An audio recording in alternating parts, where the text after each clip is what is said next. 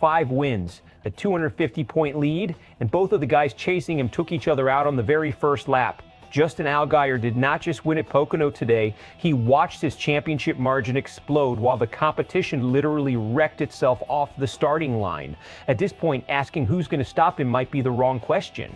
The right question is anyone even close enough to try?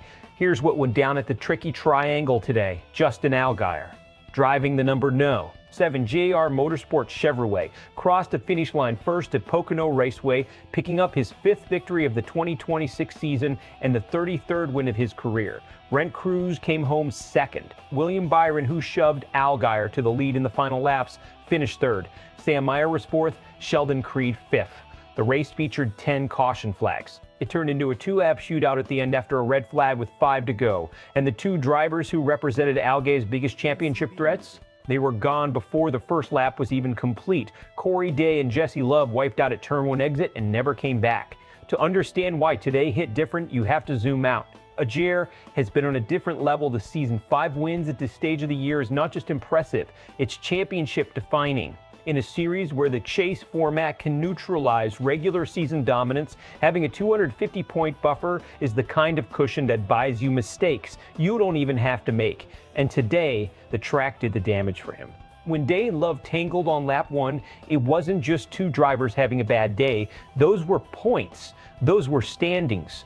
Those were real threats to Allgaier's title run, and they evaporated before most fans had even settled into their seats.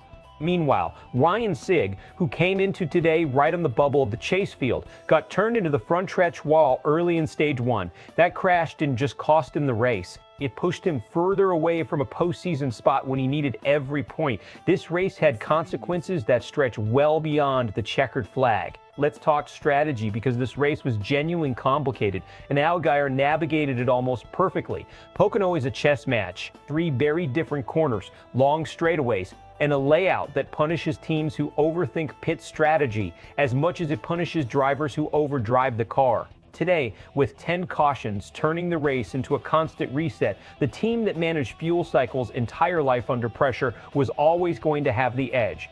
Allgaier made a key pit call under green with about 30 laps to go. That decision looked bold at the time. Giving up track position is a gamble on any super speedway style circuit, but it set him up on fresher rubber when the late cautions bunched the field back together. And then there's the William Byron factor. Byron is a Cup Series regular. His presence in this race, and specifically his block and push at the end, was the difference between a photo finish and a comfortable win, by Allgaier's own admission. That's a storyline worth watching. The crossover between Cup talent and Xfinity competition raises legitimate questions about competitive balance. But today, nobody on that number 7 team is complaining. Sam Meyer had Allgaier beaten on at least 2 restarts. He cleared him clean through Turn 1 midway through the final stage, but every time Meyer got to the front, chaos followed. A wreck in the mid-pack, another red flag, another red flag. This track had no interest in rewarding clean execution today.